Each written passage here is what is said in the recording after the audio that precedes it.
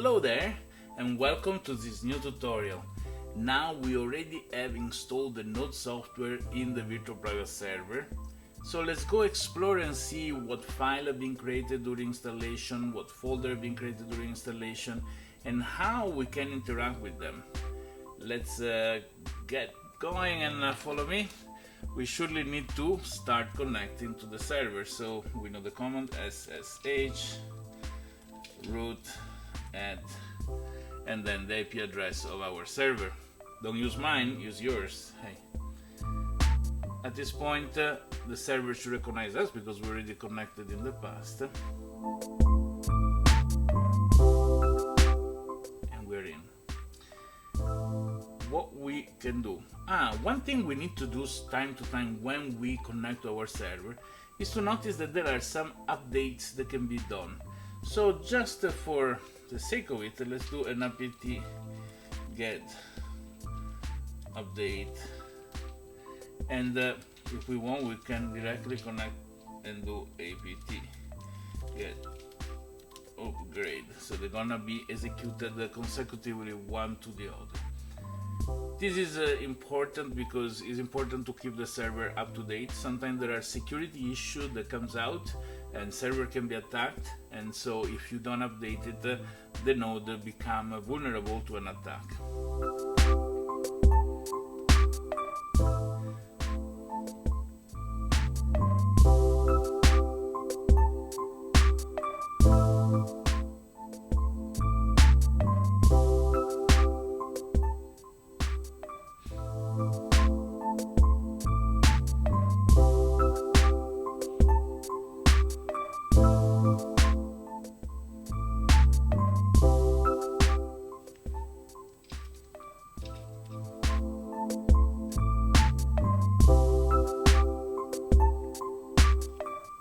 We're done. It's just a maintenance routine things to do. So let's go back to see what happened once we install the ZooBC Node software. First of all, we created a directory, remember? So let's enter into this directory, and this directory was named ZooBC, and see what is in here. We had our installer file that is still there, but there is a new folder. There is the folder where all the software has been installed. So let's enter in this folder as well. Oops. What happened? Okay, and let's go check what is in here. In here there are 3 files and a directory. The 3 files are 1 configuration file and 2 binary, 2 executable files. Let's go and check what is in the configuration file, just for curiosity. So,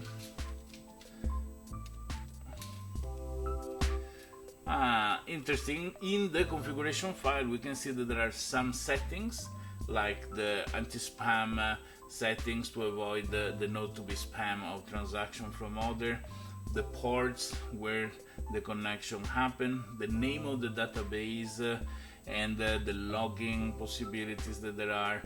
Then there is the owner account address, the one that we enter when doing the setup, the path to the folder where the resources, the important file, are, and then there is a setting says minting equal true, means is this node going to generate and receive generate new blocks and receive new coin. Is set to yes, but in reality we can't because we are not registered in the registry yet.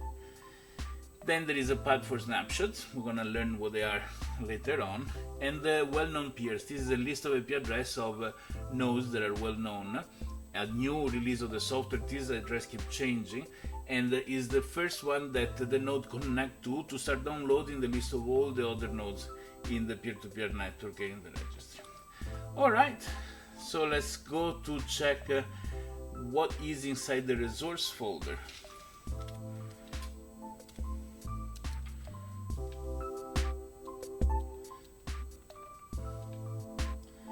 Okay, inside the resource folder we have a log folder, a node key JSON file, and the ZooBC DB, the database for the blockchain. So let's see what is in the log file.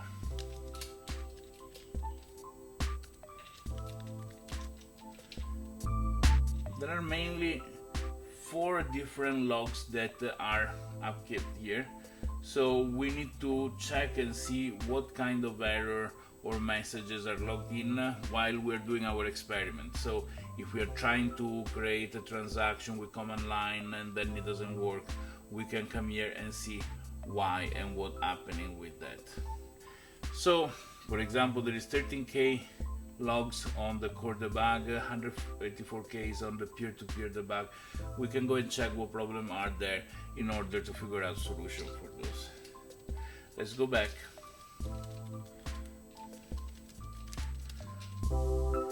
And let's see what the node keys.json is. When we installed the ZooBC node software, we've been asked if the system, the installation, should have generated a node key for us. This is the node key, so the public key of the node, and the seed. So the seed is what the node uses to sign the peer-to-peer communication with the other node as part of the key mechanics of the proof of participation. I'm exposing this because it's not an important key. With this seed you cannot spend any money, you cannot do much. You can just help this node to gain more reputation and more participation score. So this is one part that is generated and can be regenerated and gonna change.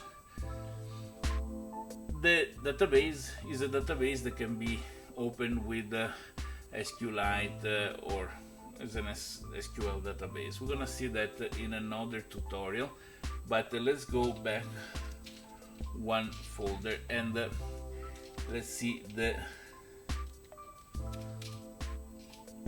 commands, the binaries. So ZooBC is a binary that runs the node. It's the code for the node, and we leave it there. There is not much to do. We already saw we can check the status, for example. So we can do /ZooBC and we check the daemon status and we see that is running. If we want to stop it, remember daemon stop or install, start, etc, etc. If we want to see the help, what can be done, we can simply search with the command H and we're gonna see the different kind of parameters and instruction we can go to do with this ZooBC command. But the one that we want to look well is the zcmd.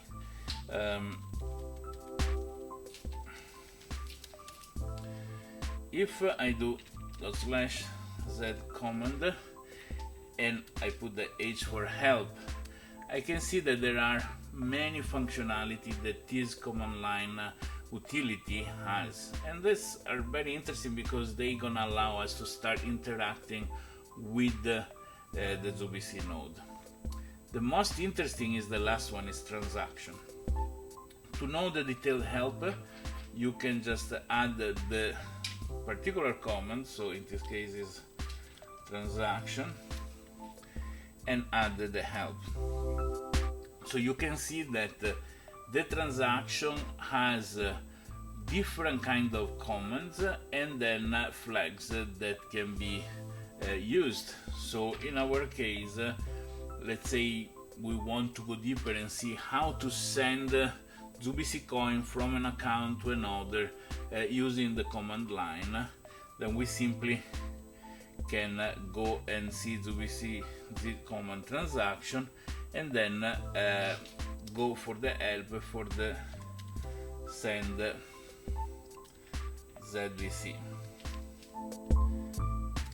Doing this, I can see that there are flags for the transaction, there are flags that are specific to this kind of transaction, and flags that are generic for all the transactions.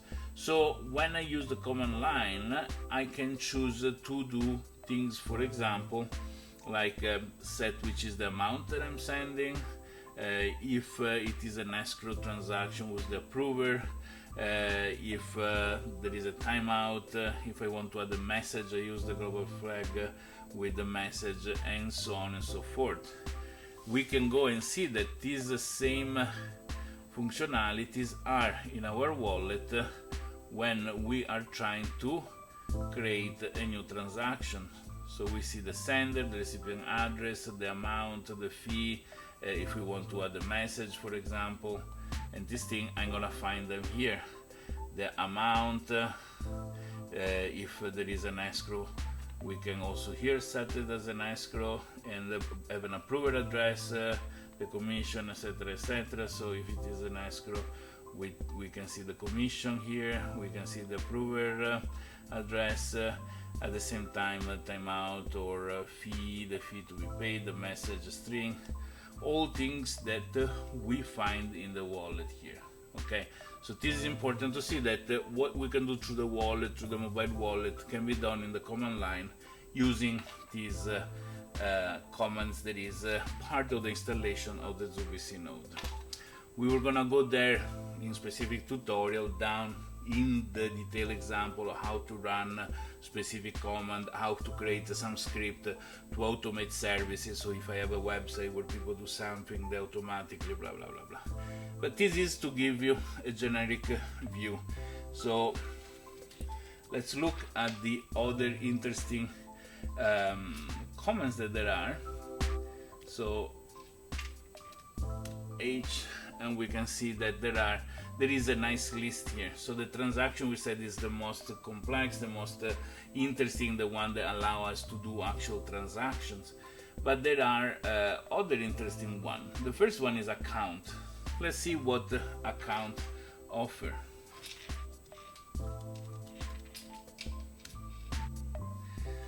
Account is an interesting set of commands, and you're gonna see that we have Bitcoin here, that there should be also Ethereum, because ZooBC and DecBC are agnostic when it comes to the account format. So you can use a Bitcoin formatted address to receive and send ZooBC, or an Ethereum formatted address to send and receive ZooBC.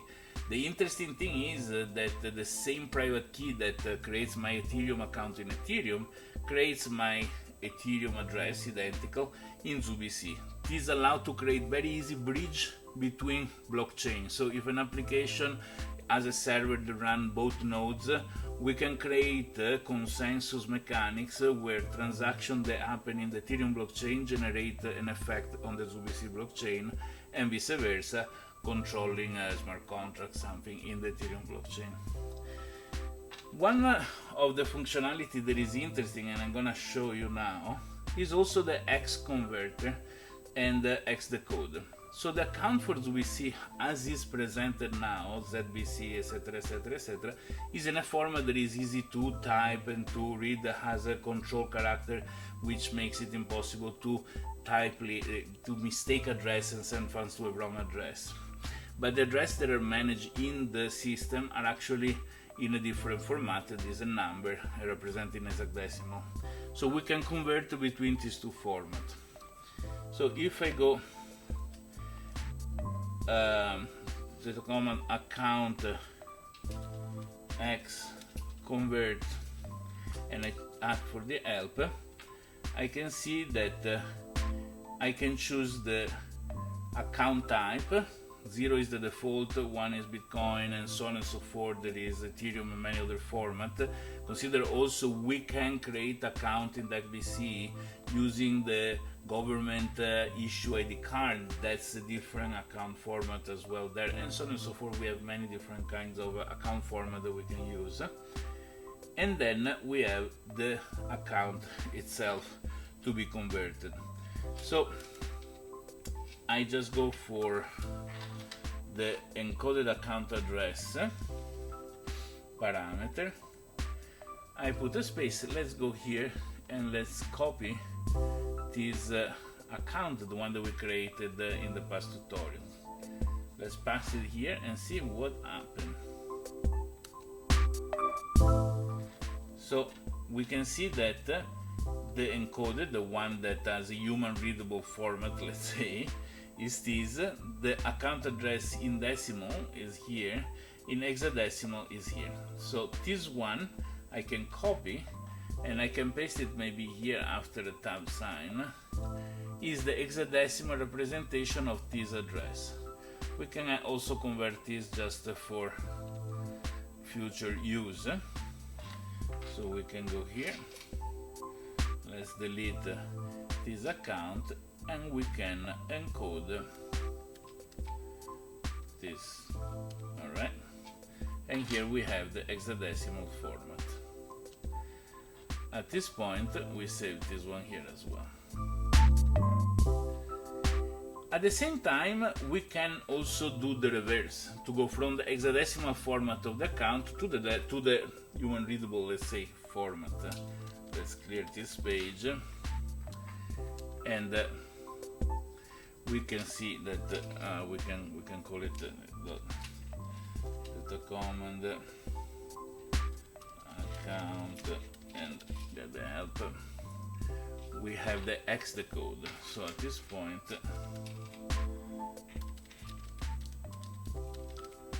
actually, I apologize, this is not a flag, this is an instruction. So hexdecode, and let's see how he wants his hex account address. So we have this. Alright, and then we can go and put let's say this one to decode it. So we select it, we copy it, and we put it here, and we see that it produces the same account that we have here.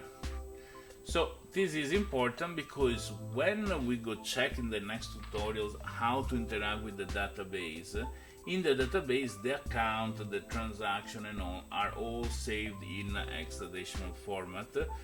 Actually they're saved as number in binary, but we can go through the hexadecimal to query them in the database. So with this said, let's go see again what other commands are interesting to be analyzed. But clearly you can look for yourself and trying to experiment. You can break things, yes, in case reinstall the node, no fear, you cannot break anything physically. So for example, you can regenerate the configuration file. So with the configure command here, that's the same question that does during the setup, which port, which account is the owner of the node, etc, etc, and it is repeated, recreate the files. In case of a new blockchain where there is a certificate, you can decrypt the certificate. If you want to create your own blockchain, you can create a new Genesis account that can be compiled together with everything, and the Genesis block has many accounts with particular settings. They can all set up in here. You can do the node admin request, the same that we have in our wallet. So all the functionality that you can see here to register the node, to regenerate a new public key. This button, for example, makes the node create a new address. So the one that I exposed before, I'm afraid that the people, let's say, don't you use it for strange things, and I can generate a new public key here, which is going to be broadcasted. So all these things are under the node admin through command line that can be done here. The parser is similar to what we did with the addresses, but it converts all the transaction bytes, the ones that are signed and submitted in the blockchain, in readable format and back. That's very useful to understand what is in a transaction once we read it from the blockchain. The rollback is a functionality in case there is a small fork that brings the blockchain back to a current status where there was full agreement, and this is a way to test when we do application if they survive a rollback or not, and so on. Signature is a way to sign a piece of text, an hash or something with a particular seed, and so on. And practically a snapshot, we're gonna see them in future what they are. But these are a set of functionality that you can start playing with. Play with this functionality, ask questions in the comments, write to us, go to the forum, discuss with other developers, and start making a small application. Start making something fun where when people does something on a website, automatically some funds are sent to their account. Something to see how you can create an application interacting with ZooBC, playing with this command line. Now, this is one of the first interactive steps. We're gonna do few other tutorials where we can also install a web server in our server, so to give an interaction to people. Many people use Nginx. We have a particular one we like, is very light and easy to use. And in the next tutorial, we're gonna start exploring the database directly. Why I want to show you this and not going through an application to access the database, because if you access the database, you see how the database is structured, you can really code your thing to go and read directly from there. And ahead of time, with many more tutorials, we can also go start writing in the database, and that's gonna be a very crucial moment. But thank you for following, and see you at the next tutorial.